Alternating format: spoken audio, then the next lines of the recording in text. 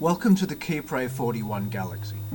Perhaps you've already seen a little bit of footage or some screenshots from the lavender-hued region of PE3 where the game begins. So, for a bit of variety, I picked up a lucky long-range fare and started operating from around that passenger's destination in the Tarantula Nebula, 11,000 light-years away.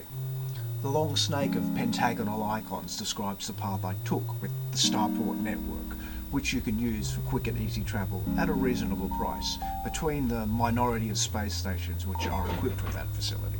So here I am now taking this individual, Monosum, who enjoys talking about media and entertainment, to the yellow jungle planet of Daraday.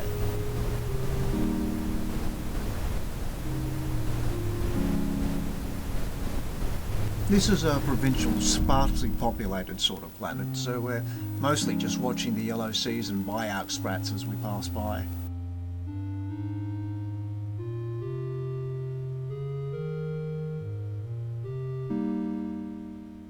Since Monosum only knows the name and not the exact location of their final destination, called Graviton, I've plotted a course for the information centre where I can purchase that.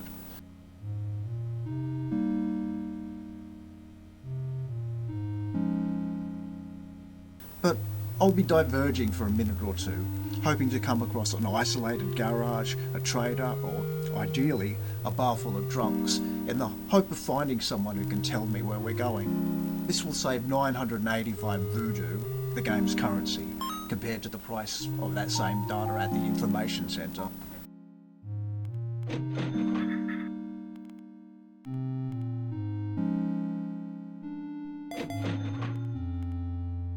Since this is the second fare I've had to Daraday, I'm also asking about any other locations on the planet, to save having to do this again should the situation happen another time.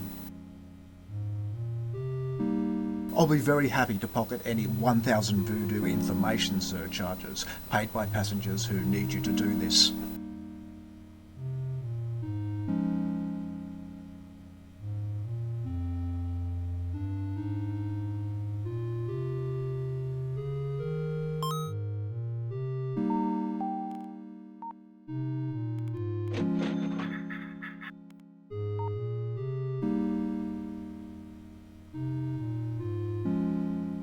Things have been eating into my profits, so I really want to get that information.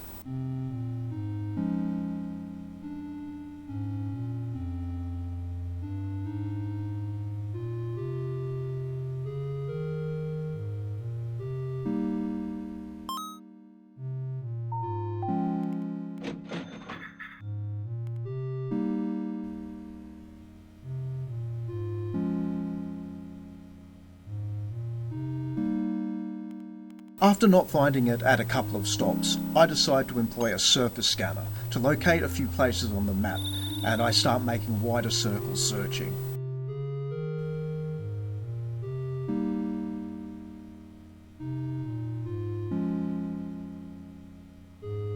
Monosum isn't getting impatient yet, and the meter is running, but that scanner did cost me, eating further into my margin.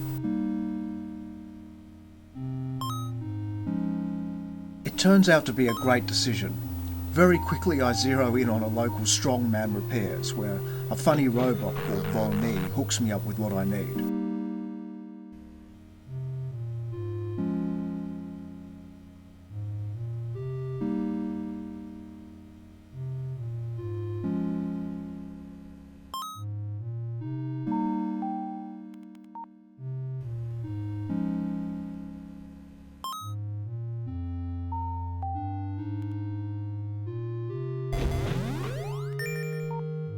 Additionally, I stumble across what they call a source of bulletproof vests, which will allow me to buy those from my home in the future at a lower price than my current source.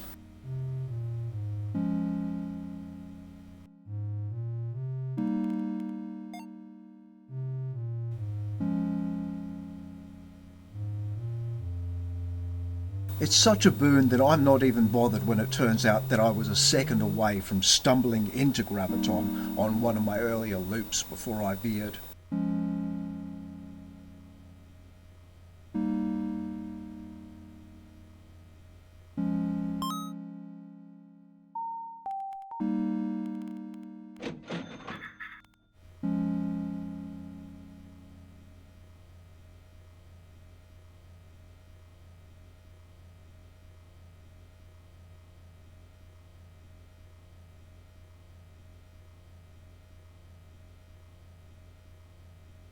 Finally, I get Monosom, who is happy to have reached his destination in one piece, and so discussion with him is at a discount of voodoo, to share some news from the galaxy with me. I might be able to use that later to, say, placate a passenger who likes such topics of conversation after they get a little miffed that I seem to be spending too long circling around and around a jungle while their meter is running up. All very moody and laid back. This captures lonely, heading out into the vastness of the galaxy, sitting in your tin can.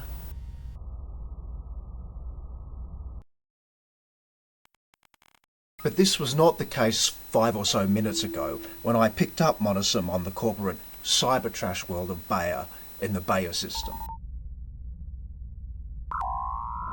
That was a wild mess of all sorts of traffic heading in every direction, with muggers who can board your taxi and take your voodoo lurking all around the place, and abusive drivers, which are a serious problem because, as we'll see, in the world of TAXINAUT, hurt feelings are real injuries. I was hustling and bustling to make it undamaged and unoffended from where I picked up Monosom to the starport, where you can depart the planet for only 100 or so voodoo. At least that was also on the meter, but there was urgency to buy the time to spend searching on Day. I'm keen to take some time to find a cheap and reliable source of the anti-graviton charges that allow you to take off from the planet on your own power, and save that trip to the starport. But they can be a bit expensive and hard to find at the moment. Additionally, the Eligaplex, the system where Day is served neither by the starport network nor the transporter service which you can catch to a majority of inhabited systems. So I also have to use a warp jump, an item similar to the anti-graviton charge which instead allows you to jump to other systems. This is the stuff that was eating into my profits and made me so keen to find that information on the cheap. Such is the kind of situation you find yourself in, and the things you often find yourself doing in TAXINAUT. I picked this one up, yes, as a punter who loves these sorts of games, but also because I'm noodling around with a little bedroom game dev project that also stars a little yellow space cab. Then it got hooks into me, and I squeezed everything it had to offer out. I acquired all the Steam achievements, something the stats say 0.2% of players have done. It took over 5/6 of the rarest achievement widget on my Steam profile by itself. So what is it, exactly and really? Is it, as it appears, an open world space career sandbox game? An Elite Descendant? Yes, it is. It is all of the time, and it is wholeheartedly while it is. Although significantly, your only activity is taxi driving. You only make money carrying passengers from somewhere to anotherwhere. There's no cheeky incidental profit, trading commodities or collecting bounties. It's also missing one of my favourite things about the Elite sequels: a harder sci-fi angle and a serious interest in real astronomy. Elite-style game captures a lot, but it doesn't quite summarise TAXINAUT for me. What else could it be? Something more in the line of a No Man's Sky? About exploration first and foremost, where the procedural generation is the star? Yes, it is such a game, but less so. Look at all the stars. There's plenty to see and discover, and exploration is enjoyable, but apart from the obvious limits of this lo-fi game, there's not quite the mix and match granularity to Keprea 41 that'll make you want to search forever for that perfect unique planet that matches your soul. As I think there's some folks doing right now in No Man's Sky. You will want to find some ideal places to do taxi work from, somewhere with like a local dispatch, some nearby systems people like to take fares to, and great bonus if that has some pretty planets with your favourite colour scheme in them. Still, I conclude that there's a bit less to TAXINAUT's No Man's Sky plank than its Elite plank. Is it perhaps a simulator game in the sense of Euro Truck Simulator? An immersive experience where you embody the procedure and the process of the job? A slow burner you can chill out and live in, whistling a little tune as you go along? Well, it burns slow like a mofo, and nails that vibe when it does, which is often. So, oh yes. Yet, of course, that low fidelity is also a limiting factor here. No lovingly modelled cabin interiors and fine-tuning the mirror adjustments. It also has this super stripped back control scheme. I see some options to use keyboard or controllers in there, but by default it's mouse, one-handed. The cab steers towards the cursor, speed is controlled with the wheel, one button pauses and unpauses and selects things. So often embodying the job, as I say, is little more than pointing in the right direction and choosing the right daydream. I think there's a lot of this kind of immersion to all the relatively low stakes little decisions you make on your journeys, and certainly that moody pacing, which is occasionally sublime. But let me just say, don't recommend it to your mate who bought the steering wheel and the pedals for his computer. So you've heard me hem and haw at these three obvious influences, the trident of reference points. Come a little closer now and let me show you a big clue. The inventory. As we've already seen with the anti-gravitons and warp jumps, you don't do the normal thing in this genre and install upgrades on your vessel, such as more powerful engines, more lasers, larger passenger cabins. Instead, you amass and collect items. A single missile or repair droid, a one-dose charge for the autopilot. This creates a key gameplay element and mechanic. As you travel around, you'll be wanting to stop by stores that you come past and try to pick up anything that you know you want or need. You might even want to ask around where you can find specific items. Thankfully, those sources do give you reliable access to many key items, and as you start earning more, you might find a lot of the cheaper and more common ones to be effectively unlimited outside of logistical emergencies. But all the way past to the end of the game, a TAXINAUT is always shopping. Notice though this aspect of the inventory. The quests and storylines are also styled in a similar way. Their kind of items. And the passenger. And this bookmark I made of a nearby cheap motel I know that I'm going to need to spend the night at soon. Plus the topics of conversation, these jokes and anecdotes and insults, and the opportunity to slap some manners into a gua you are rewarded sometimes when you eat a good hearty meal. In fact, all the options you have for these little interactions that you have with people, from shooting a mugger with a pistol to charming a shopkeeper into giving cheap information, they're presented as objects. Remind you of anything? I think that TAXINAUT, more than anything, in its heart of hearts, is a sunless sea. The items were the clue, but look at the main gameplay loop. You make journeys around the game world as far from your home base as you dare, which, as you gain familiarity and tools, is further and further. But you always had to return before the resources you took with you on this particular journey, which you dared risk, run out. If you want the easiest and cheapest access to replacing them, and you get free healing and repairs. The story happens at places around the game world, and often it needs and consumes those same resources. So as you do the systemic ludic content of becoming a skilled and successful TAXINAUT, taking those unlimited dynamically generated fares, you stop in at first to recon and later try to solve the events that happen at those sites as part of the handcrafted story. I'm passing by that planet with the giant space fish again, you might say. There's supposed to be a wreck there that I want to investigate to get a clue as to where my friend has gone. Do I think I have enough armor plating to make it this time? Or perhaps I'll run a few more fares, pick up a few more of those plates. Perhaps one of those phase generator things I saw for sale around somewhere which say they can make you invulnerable for a while. Just one of those out, take on the fish next time.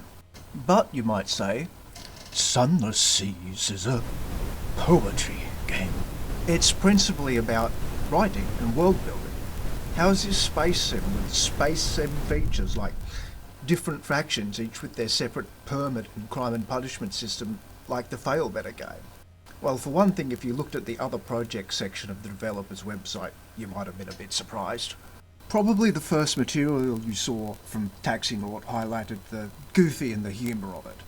There's a bit of Futurama to the setting, in that it's a world where all the different sci-fi exists at the same time, yet it's all totally mundane and routine to the inhabitants of that world.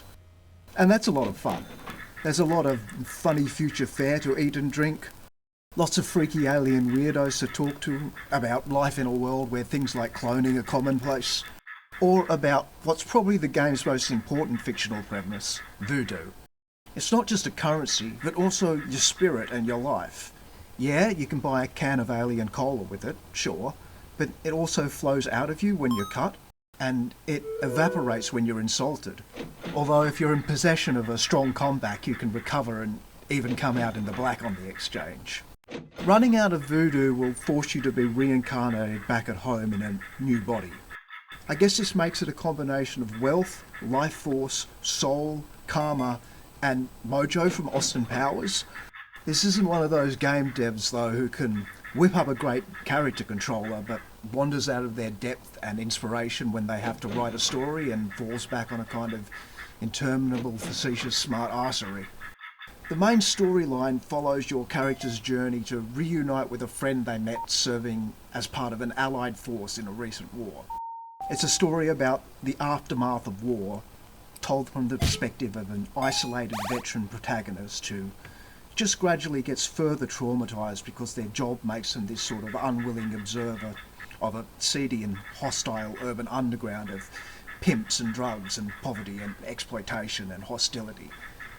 Yes, more than one or two cues from the Scorsese film I'm sure you're already thinking about. It's sad but also sweet. It's told with subtlety and restraint, but it does get pretty intense at times. It depicts a grim and brutal world. I have to confess, before I realised I was in good hands, there was a moment where I was worried it was going to be an edgelord text. It's content that might go a bit hard for some people. So to return to the fork of influences, the 3 reference points, what I'm about to say isn't negative. I enjoyed all those elements a great deal on their own strength, but after I recognised the Sunless Seas aspect to it, I had to, all things considered, and with a design lens, consider them the tool for generating a living big world as kind of a backdrop and setting. The most generous, enjoyable, deep and engaging way to do that without stealing the show too much, and as a result, I think, strong enough to stand on their own. I'm not doing Mosgrom a favour, I think, by comparison to Fallen London, some of the most celebrated literary style works in the medium. So here's a favour. As much as I loved the story and writing of Sunless Sea, I found the dynamic gameplay aspect of it, sailing around, resources and combat, so painfully rudimentary that I grew to resent it well before I was done with it. I rushed to one of the easiest endings, which was retiring in luxury, and decided to experience the rest of the Undersea via a wiki. And while the often glacial pace of Sunless Seas exacerbated that problem, the same thing in TAXINAUT was panacea. I got the bang for my buck and more than I deserved, but I was still a little unfairly disappointed that the 3 elements of the fork didn't quite have enough sauce to keep me going a bit longer, or maybe even forever, as Elite Dangerous, No Man's Sky and Euro Truck Simulator do for a lot of people. It wasn't there the next time I sat down to game after finishing it, and that made me a little blue. On the other hand though, thanks for letting me have my real life back. Maybe it's actually cruel when games ambition to keep you forever. Plus of course I'm not done with TAXINAUT because I'm making this thing you're consuming right now, aren't I? Anyway, this is a little bit like a review, so perhaps you'd appreciate hearing something about what the gameplay is like, finally. If you wander into an asteroid field on your way to a planet, you're certainly going to be thinking a good starting point is asteroids. But what is asteroids when it scrolls and you're not trying to shoot those rocks? You simply have to choose your speed and steering and make it to the objective, preferably as quickly as possible, while avoiding the obstacles. Well, it's become a top-down racing game. Not a genre with a clear most iconic, I think, but a lot of people love that NES Micro Machines game. How then does that game evolve further? We introduced the open world, a dynamic, complex, changing environment. It's more complicated than the occasional obstacle and a few other cars running the same track as you. Now traffic's going in all directions at all different speeds. Some of it will and some of it won't stop for you, and very significantly, the player's free to make their own path. Every new screen on the way can introduce a new collection of challenges or opportunities to be assessed and dealt with. We've become something more like the first Grand Theft Auto. Still a very twitchy, arcade kind of thing, but not totally without strategy. Now add an additional couple of layers of context on top regarding your short and long-term career goals. A fun and dynamic example of this is the way there are both police and criminals hanging around most locations in the galaxy, and these might be more or less good or bad depending on your situation. Just got paid and carrying lots of voodoo? On the way to the bank or shops, you really don't want to meet a mugger who, most of them are pretty chivalrous actually, and will leave you with a few thousand voodoo. Best to steer well clear, but if you do gain the attention of one and it gives chase, perhaps you can make it to one of the security stations, or even lure him to a nearby patrolling police officer.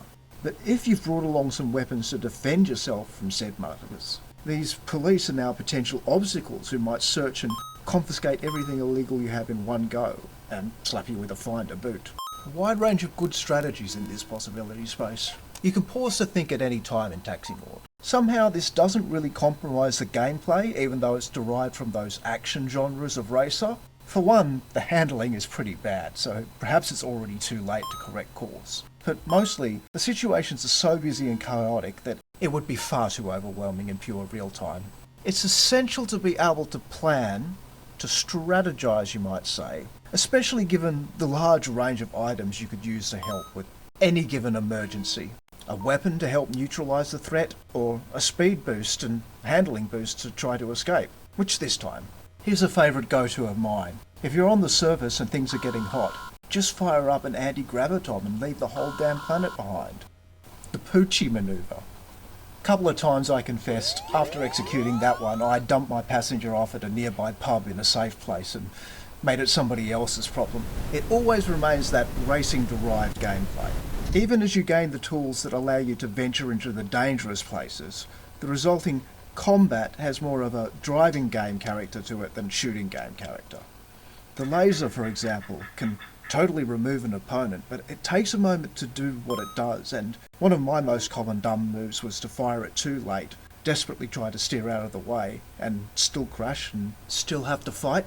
The stunning weapons work faster, but soon your enemy's going to come after you again, creating a chase. There were some very tense and exciting moments, especially on the planets with the fixed streets, of weaving between vehicles, zipping in and out of traffic, trying to lose a pursuer. The stakes of these danger zones can be very high, and visiting them can be intense. I'm sure I played it all far safer and slower than the designer anticipated. I do see some sentiment I sympathise with in the Steam forums, wishing for a bit of a smoother contrast between the danger sections of the game and the safe ones. But in retrospect, I realise I enjoyed that genuine experience of tension and worry about the loss. If you have to really lock in for a few minutes to run the gauntlet on a dangerous crime ghetto, remember that in a few minutes it'll just be you in the yellow jungle and the bayok sprouts sailing by. I suspect there is a path to the end of the story using mostly wealth. Many of the events in the narrative happen in those dangerous places, and access to some tools is gated by them. As in, you'll want to get confident enough to at least spend a minute or two in those crime worlds so that you can shop at the illegal weapon dealers. But there's also a few very powerful and expensive items with abilities such as really big speed boosts or temporarily letting you pass through obstacles. You can probably patiently work safe fares, save up for these items, and then simply walk into Mordor. Though you'll be wanting to step at least a little bit out of the comfort zone, because that gives you access to more profitable fares, which means you'll be able to save up that wealth in a reasonable time. The key element I'm getting at here is that you can do this at your own pace, returning to the safe worlds and slower pace in between your attempts to get deeper and deeper into the harder content with more and more consequences. And you can usually leave most of your valuables and even your most skilled clone bodies at home to get the stakes as low as possible. One word of warning, however, very few places are 100% risk-free. Most have the occasional criminal, and anyway you might get on a bad streak and crash your cab until it's wrecked. don't neglect stashing the valuables and voodoo, and never rule out cutting and running. I feel like I've just spent a lot of breath advocating, defending even, the depth of a game which, as you can see, is a lo-fi production with a simple retro core mechanic and a fantasy based around a career you could sign up for right now in your city. I don't mean to imply that it needs defending. I'm done trying to convince people about indie games. But when I said that I played very conservatively, that also meant I spent a long time inside Groombridge34.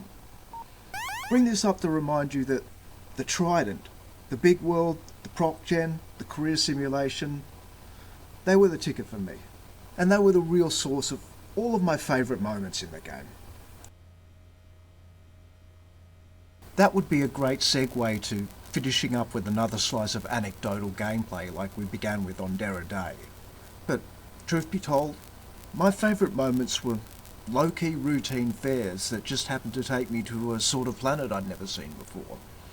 Looking at a new weird landscape or odd architecture, maybe some different types of ships and a little description of the culture in the information screen. So perhaps after this exciting little vignette running a passenger or two around a dangerous commercial hub world is finished, we'll just put on some of the game's very appropriate soundtrack and look at a few worlds.